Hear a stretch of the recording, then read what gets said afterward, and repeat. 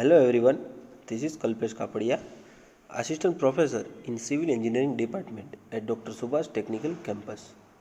Welcome in the lecture series of Remote Sensing and GIS offered by Gujarat Technological University in 5th semester of BE. Having a subject code 3150610. In this video series, students should know about remote sensing and geographical information system. So let's start with the unit 3 geographic information system. In today's session we will discuss about definition of GIS, then key components of GIS, then functions of GIS, then spatial data, spatial information system, geospatial analysis, integration of remote sensing and GIS and its application in civil engineering. So, in this lecture, we have discussed about definition of GIS, key component of GIS and function of GIS. And remaining 3 points we are discussed in next lecture. So, start with the definition of GIS. So there are a number of definitions of GIS. Different groups of people, general public, planners, teachers, scientists can find a different definition useful. So here are some of them. So GIS is much more than a container of maps in digital form. So GIS is a data which in digital form. A GIS is a computerized tool for solving geographic problem. So geographic information system is a computer software where gives information of any discipline, and GIS can present many layers of different information, and GIS technology is one of the hottest new research tool in academia today. So GIS, we are using GIS for solving many geographic problems. So GIS is a spatial decision support system. So in Earth, we have to find out any object in any area by using the GIS, geographical information system. So surveyor and engineers should understand the importance of geographic data also. GIS is a mechanized inventory of geographically distributed features and facilities. So geographic information system is not one thing, nor a single analysis, but rather a collection of many features and facilities in GIS. GIS is a method for revealing patterns and processes in geographic information. Then GIS is a tool to automate time-consuming tasks that are too tedious or expensive or inaccurate if performed by hand. Then GIS is a collection of computer hardware, software and geographic data for capturing, managing, analyzing and displaying all form of geographically referenced information. So GIS is not one thing, that is single analysis, but rather the collection of hardware, software and data organization and also professional that together help people to represent and analyze the geographic data. So all are the key component of GIS to make any such information regarding geographic. It is computer-based system that enable users to collect, store, process, analyze and present spatial data. So the GIS is based on computer, and also there are many users to collect their data and store it and process, analyze and present spatial data. So geographic information system are fundamental tools for learning geography. So whenever you are learn about geography, so the GIS is the main tools for it.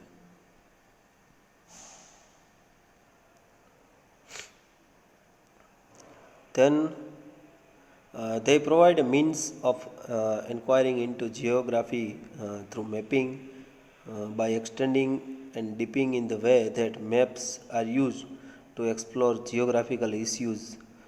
GIS can re-emphasize the spatial dimension of geography, which is one of the defining characteristic of our subject, clarifying its unique role and importance in the school curriculum. Using GIS therefore encourage people to think spatially or geographically.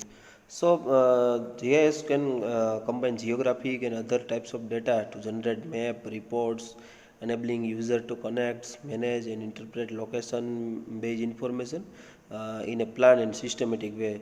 So as a civil engineer or as a user, we all are study about the GIS, Geographical Information System, and give such a information regarding geography. Then geographic related to the surface of the earth. Then information is a knowledge derived from study, experience or intrusion. So information is basic knowledge derived from study and experience also. So system is the group of interfering, interrelated or independent elements forming a complex whole. Then functional definition is a GIS is a system of hardware, software and procedures to facilitate the management, manipulation, analysis, modeling, representation and display of geo-reference data to solve complex problem regarding planning and management of resources. So GIS is the system in the combination of these all are hardware, software, and there are many procedures to facilitate many types of work like any management regarding management find any resources regarding geography. So the data it should be manipulate that data and analyze the data and he should prepare the modeling and represents and display of georeference data. Then there are many key components of GIS. Let's see.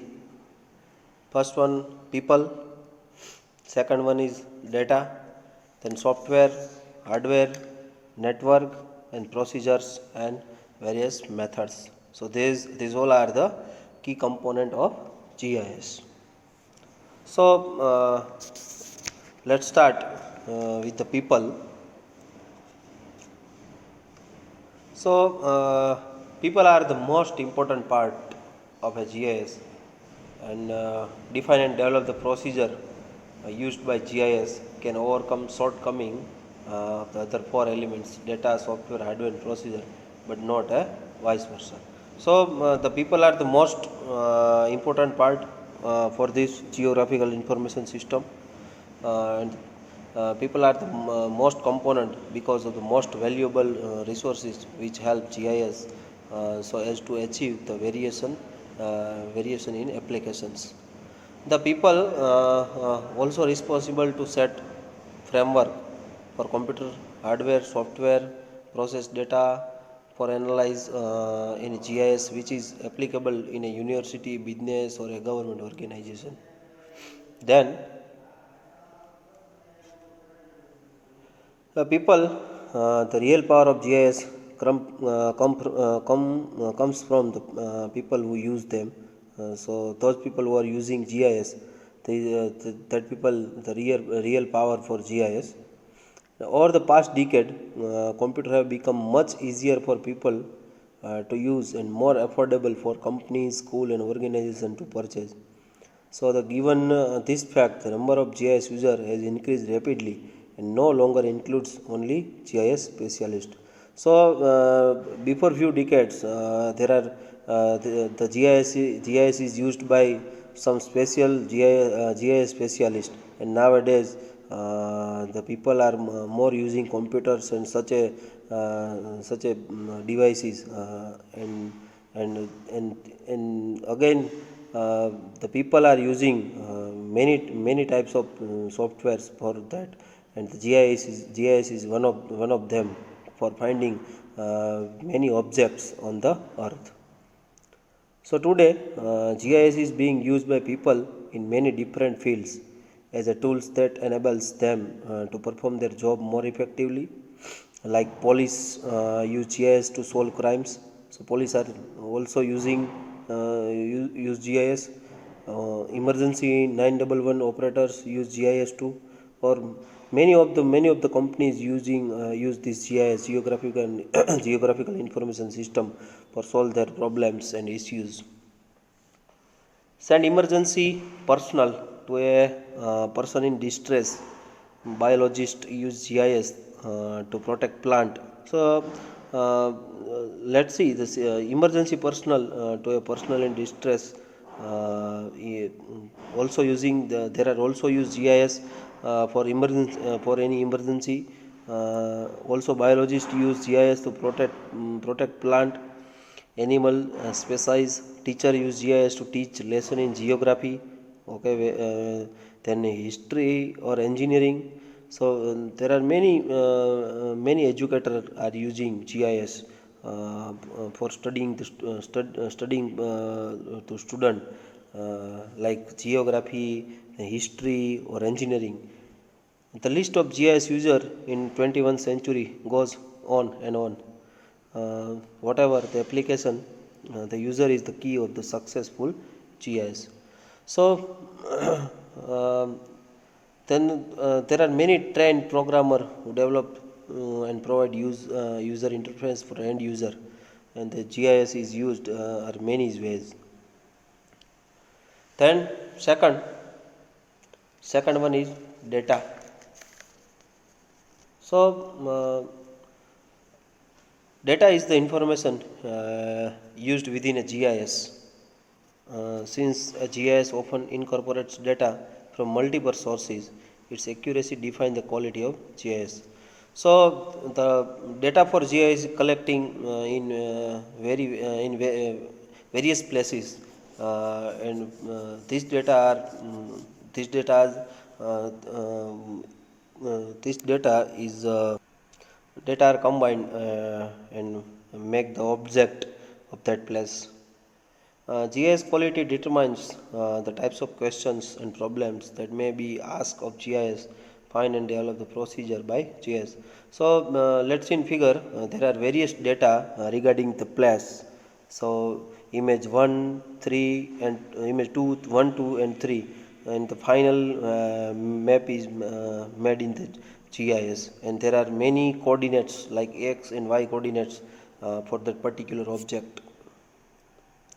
So the example of GIS data, geographical information system represents roads, railways, bridges, river, or like landmark, searches and historical building, topography, elevations, any environmental data, diseases data, hospital, school, and other buildings. Then socio-economic data, morbidity data, or demographic data, zip codes, census, trackers, administrative, and boundaries. So there are many data in GIS of various objects. So let's data is one of the most important and often most expensive component of GIS. In geographic data, which is comprised of geographic features and their corresponding attribute information, is entered into GIS using the technique called digitalizing. So in geographic data, which is comprised of geographic features, and also the information are entered into GIS by using digitalizing techniques. The process involves digitally encoding geographic features such as building, roads, or country boundary. So it involves digital encoding in geographic features, like as you find out the building boundaries or road boundaries or country boundaries, you enter just data and analyze the data for the object. Then digitalizing is done by tracking the location, path or boundary of geographic features either on a computer screen using a scan map in the background or a paper map. This is attached to a digitalizing tablet. So these all data are connected with one location, and by tracing the location, we are find out many more objects and their boundaries of geographic features on the map or a paper map by using tablet. The digitalizing process can be very tedious and time consuming. So the process is very tedious and time consuming, especially when capturing large database such as soil, polygons, stream or topographic contours. So these all are the these all data take many time for digitalizing process like polygons or any stream and topographic contour. So fortunately, much of the data GIS user need has been created by government agencies or commercial operations and is available for free or for purchase from data provider or from a spatial data clearinghouse. So there are three types of geographic data. First one is spatial data, second one is non-spatial data or attributes, and third one is hybrid data. So let's see. First one is spatial data. In spatial data, the spatial data depicts the geographical features of place using symbol like a point. On a map can be able to give a location of a college in area. So spatial data give us a location for any particular area. We will find out any area or any location in the map. So the spatial data is give us a location of any particular area like college. So we are finding any college in Junagadh. So we are only typing in search like Dr. Subhash Technical Campus Junagadh. So the spatial data give us a location of Dr. Subhash Technical Campus. Then non-spatial data, it is also termed as attributes. It depicts the additional information about the spatial data such as amenities in the college, facilities in the school and the number of rooms in the school which depicted by the spatial data. So we have learned about spatial data. Spatial data give us a location of particular any college, and the non-spatial data is give us a additional information about that college, like how many class in Dr. Subhash Technical Campus, which amenities give in that college, which facilities in that college, and number of classrooms in that college. So the spatial data is give us a additional information regarding that college. Then hybrid data, so it is the combination of spatial data and non-spatial data. So hybrid data is equal to spatial data plus non-spatial data. So location in the case of spatial data and feature of the school and population covered under this school are combined together and named as a hybrid data. So the summation of non-spatial data and spatial data is called hybrid data. So now remaining the key component we are discussing in next lecture. So now we are concluding our session. If you have any query and want additional information, so feel free and keep message in comment box. Thank you very much.